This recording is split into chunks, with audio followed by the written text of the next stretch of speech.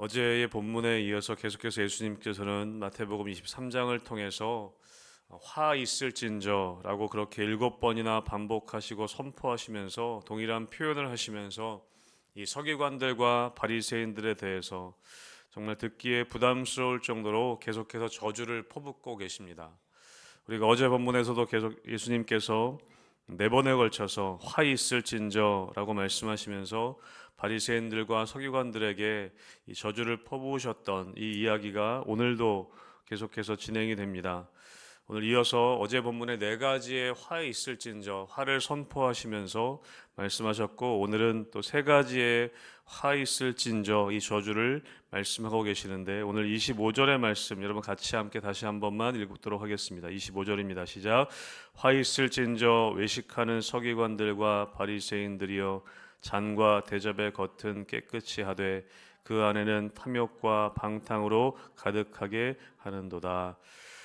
여러분, 화 있을진저, 예수님께서는 서기관들과 바리새인들에 대해서 외식하는 자들이다 계속해서 반복해서 어제부터 말씀하고 계십니다. 여러분, 외식한다는 것은 무엇일까요? 외식한다. 여러분, 외식이란 단어의 원래 이 원어의 뜻은 무엇이냐면 가면을 쓰고 연극을 한다, 그런 의미가 담겨져 있다고 합니다. 가면을 쓰고 연극하는, 속은 그렇지 않은데 겉으로 연기하는 것 같은, 그 마음의 진심이 아니라 겉으로 보여지는 연기를 하는 것처럼 그렇게 살아간다라는 것이죠. 여러분, 드라마나 영화에 보면 연기자들이, 배우들이 연기를 하죠. 그런데 그것은 그냥 짧은 잠깐의 시간 동안 사람들에게 보여주려고 하는 그런 연기인 것입니다. 그러나 삶은 그렇지 않죠. 그들의 삶이 어떤지는 우리가 알지 못합니다. 마치 바리새인과 서기관들의 삶이 그랬다는 것입니다. 그들의 삶 자체가 연기하는 것 같이 사람들에게 보이려고 그렇게 살아갔다는 것을 말씀하고 있습니다. 계속해서 예수님은 이 서기관들과 바리새인들을 향해서 외식하는 자들이라고 말씀합니다. 기도에 대해서 가르칠 때에도, 또 금식에 대해서 우리에게, 제자들에게 가르치실 때에도 그들의 외식함을 닮아서는 안 된다라고 말씀하고 있습니다. 여러분, 결국에 궁극적으로 예수님께서 이 서기관들과 바리새인들에게 오늘 저주하시는 것을 우리에게 들려주시는 이유는 무엇이냐면 그들처럼 살아서는 안 된다라는 것을 우리에게 보여주기 위함이십니다. 늘 예수님은 이 마태복음 또 복음서를 통해서 우리가 어떻게 살아야 하는지, 그러나 또 한편으로는 어떻게 살면 안 되는지, 그것을 바리새인들과 서기관들의 모습을 통해서 우리에게 보여주고 계신다는 것입니다.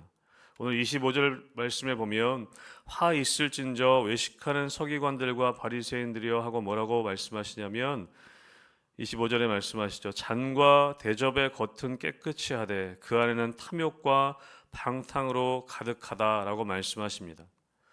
겉은 깨끗하다는 것이죠. 잔과 대접의 겉은 깨끗한데 중요한 것은 무엇이냐면 그 안에는 탐욕과 방탕으로 가득하다라는 것입니다. 여러분, 그들은 규례에 따라서 금식도 하고 또 11조도 드리고 정규 시간에 기도 시간은 정확히 지켰습니다. 그러나 예수님은 그들의 속을 보시면서 탐욕과 방탕이 가득하다고 말씀하십니다. 겉만 깨끗하게 하지 말고 안을 깨끗이 하라는 말씀이라는 것이죠. 여러분, 그래야 쓰임 받을 수 있지 않겠냐라고 말씀하는 겁니다. 여러분, 잔과 대접이 겉은 깨끗한데 속은 더럽다면 여러분, 누가 그 잔과 대접을 사용할 수 있겠습니까? 잔과 대접이 속이 깨끗해야지 그 잔과 대접은 쓰임을 받을 수 있는 것입니다. 여러분, 우리도 마찬가지인 것이죠. 우리가 겉은 깨끗이 하고 종교적으로 우리가 겉으로 보기에는 신앙생활 열심히 하는 것처럼 보이는데 여러분, 우리의 속이 깨끗하지 않으면 여러분, 하나님께서 사용하실 수 없다는 것입니다. 여러분, 디모데전서에도 말씀하고 있죠. 우리가 사용하는 많은 그릇이 있지만 금그릇도 있고 은그릇도 있고 여러 가지 그릇들이 있지만 하나님이, 주인이 사용하는 그릇은 어떤 그릇이냐면 깨끗한 그릇이라고 말씀하셨습니다. 여러분, 이 서기관들과 바리새인들은 하나님이 사용하실 수 없는 그릇이 되어버렸다는 것이죠. 여러분, 우리 공동체도 마찬가지입니다. 우리 공동체를 하나님이 어떤 교회를 사용하시는가, 어떤 성도들을 사용하시는가, 겉으로 보기에 아무리 화려한 교회라 할지라도 그 속이 깨끗하지 않으면 하나님은 그 교회를 사용하실 수 없다는 것입니다. 여러분, 교회의 크기와 교회의 어떤 겉으로 보여지는 모습이 중요한 것이 아니라 우리의 속이 어떠한가, 우리는 늘 그 속을 우리가 정결하게 할 수 있도록 우리는 돌아보아야 한다는 것입니다. 여러분, 우리는 코로나 이후에 우리의 위생에 정말 많이 신경을 씁니다. 사람들은 집에 돌아오면 늘 손을 씻습니다. 잠깐 어떤 손에 뭐만 묻어도 손잡이만 잡고도 여러분 손을 씻는 우리의 모습을 봅니다. 코로나 이후에 사람들이 정말 더 많이 위생에 신경을 쓰고 우리 아이들에게도 손 잘 씻으라고 그렇게 이야기합니다.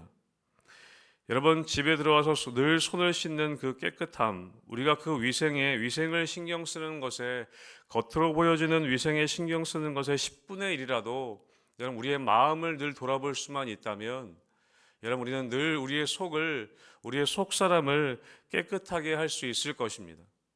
내 생각에 대해서, 내 위생에 신경 쓰는 것에 10분의 1만이라도 내가 생각할 때마다 이건 악한 생각이구나, 이것은 잘못된 생각이구나, 여러분 하나님 앞에 그렇게 회개하고 하나님의 은혜로 우리를 씻을 수만 있다면 여러분 우리의 속이 얼마나 정결하게 될 수 있겠습니까? 사랑하는 성도 여러분, 우리의 겉사람보다 우리의 속사람이 중요함을 믿으시기를 주님의 이름으로 축복합니다. 늘 우리가 주님 앞에 기도하고 늘 주님 앞에 우리를 깨끗하게 하실 수 있도록, 늘 보혈로 우리를 깨끗하게 씻으실 수 있도록 늘 주님 앞에 나아가야 하는 우리의 모습이 훨씬 더 중요함을 오늘 예수님께서는 말씀하고 계십니다.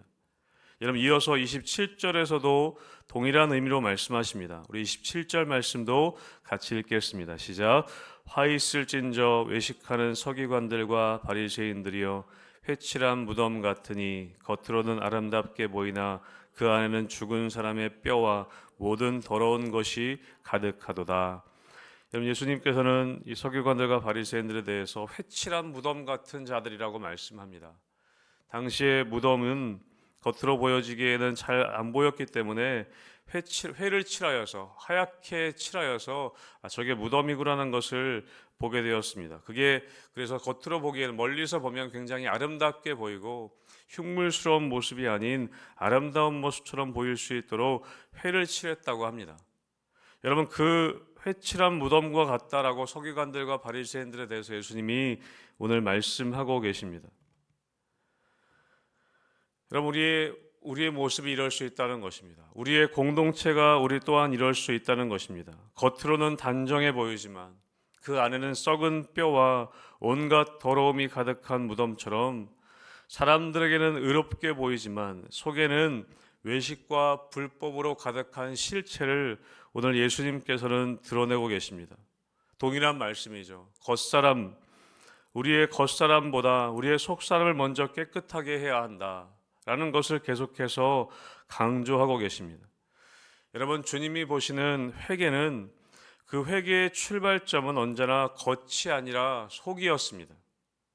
여러분, 성령께서는 우리의 속사람을 만지시고 회개하게 하시고 우리의 속사람을 정결하게 하시는 역할을 감당하고 계십니다.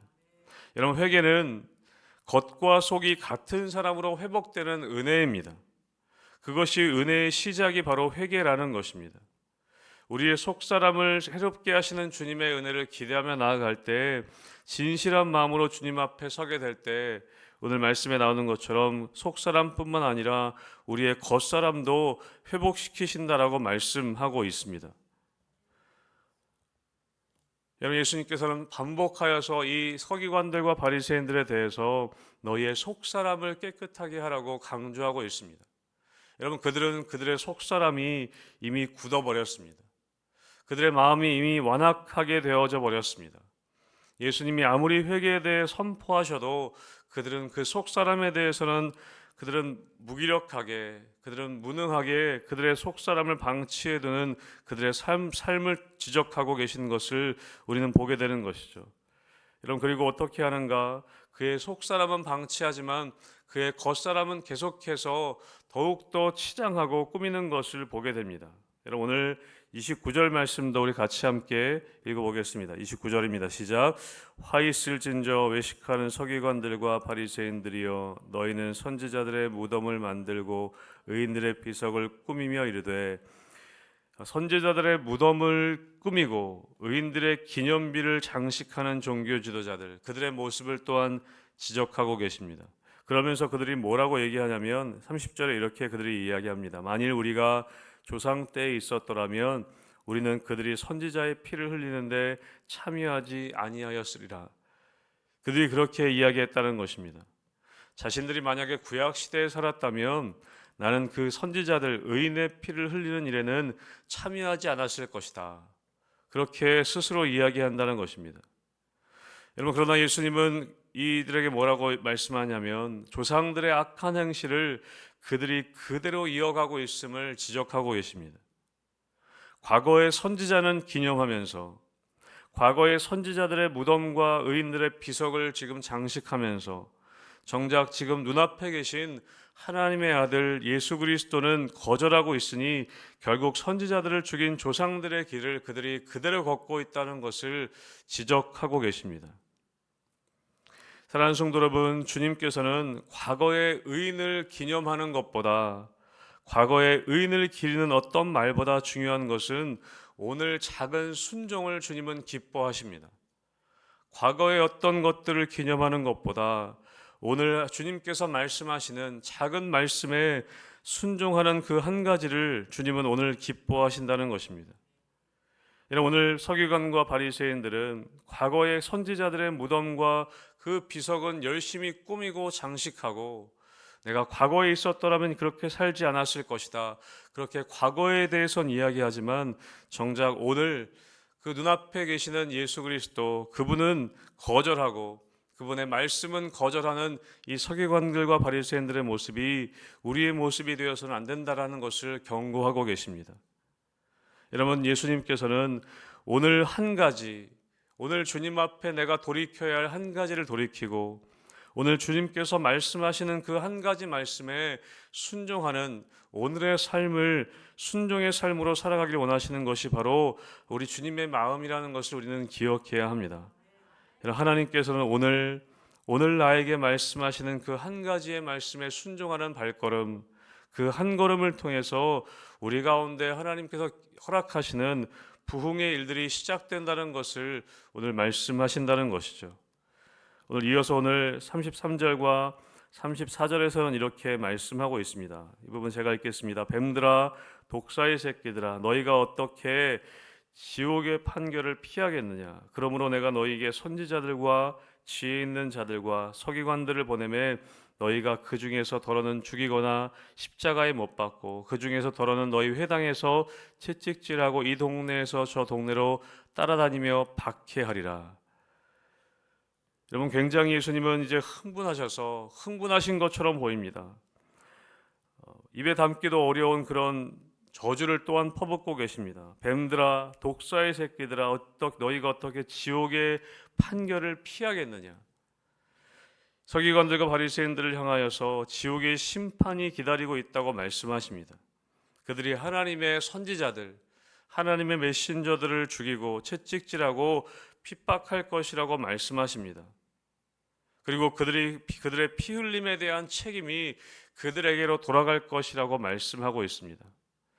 여러분, 예수님은 이렇게 7가지의 화에 대해서, 이 저주에 대해서 선포하시고 오늘 37절에 보면 놀랍게도 탄식하시는 모습을 또한 우리가 보게 됩니다. 우리 마지막으로 37절의 말씀을 같이 읽겠습니다. 시작. 예루살렘아, 예루살렘아, 선지자들을 죽이고 내게 파송된 자들을 돌로 치는 자여, 암탉이 그 새끼를 날개 아래 모음같이 내가 내 자녀를 모려한 일이 몇 번이더냐? 그러나 너희가 원하지 아니하였도다. 아멘. 여러분, 예수님은 그 마음에 분노가 있으셨지만 여러분, 그 분노는 사실 탄식으로 나타나는 분노였습니다. 예수님에게는 그 마음 가운데 소원하는 마음이 있으셨던 것이죠. 이 서기관들과 바리새인들 또한 이 유대인들 또한 예수님께서는 그들이 돌아오기를 원하시는 마음이 그 마음 가운데 가득하셨습니다. 그러면서 오늘 37절에 놀랍게도 이 심판의 선언이 탄식하는 것으로, 눈물의 탄식으로 바뀌는 것을 우리는 보게 됩니다. 예루살렘아, 예루살렘아, 예수님께서는 탄식하시면서 내가 얼마나 너희들을 많이 품으려고 했는지 너희들이 알지 못하느냐. 마치 새끼를 날개 아래 모음 같이, 암탉이 그 새끼를 날개 아래 모음 같이 내가 너희를 그렇게 마음에 품으려고 했던 것을 너희가 기억하지 못하느냐. 여러분, 하나님께서는 여러 번 그들을 품으려고 하셨지만 그들은 하나님의 품을 거절하고 죽음의 길을 선택했다는 것입니다. 오늘 오늘 주님께서는 우리들을 향해서도 이렇게 우리에게 탄식하고 계신 것이죠. 죄를 가볍게 여기지 말고 겉으로만 종교적인 생활하는 것이 아니라 우리의 속사람을 돌이키고 주님께로 나아오라는 것을 우리에게 말씀하고 탄식하며 우리에게 말씀하고 계십니다. 또한 동시에 주님께서는 여전히 죄의 길에 서 있는 사람들을 눈물로 기다리신다는 그 주님의 마음을 우리에게 보여주고 계신 것이죠. 잃어버린 영혼들을 눈물로 기다리시는 주님의 마음을 품고 우리도 이런 탄식하는 마음, 이런 애통하는 마음을 갖기를 원하신다는 것입니다. 여러분, 우리는 겉만 화려한 사람들이 아니라, 겉만 화려한 공동체가 아니라 여러분, 속사람을 새롭게 하는, 우리의 속사람이 늘 정결해지는 그런 성도들과 우리가 교회가 되기를 주님의 이름으로 축복합니다. 또한 예수님의 이 애통하시는 마음을 우리도 품고 우리 주위에 여전히 죄악의 길을 걷고 있는 우리 주위의 사람들에게 복음을 전하고, 정말 예수님처럼 예루살렘아 예루살렘아 그렇게 탄식하시며 마음에 품으셨던 애통하는 그 마음을 우리도 품고 끝까지 하나님의 사명을 감당할 수 있는 우리 희망교회 성도님들과 우리 교회가 되기를 주님의 이름으로 축복합니다.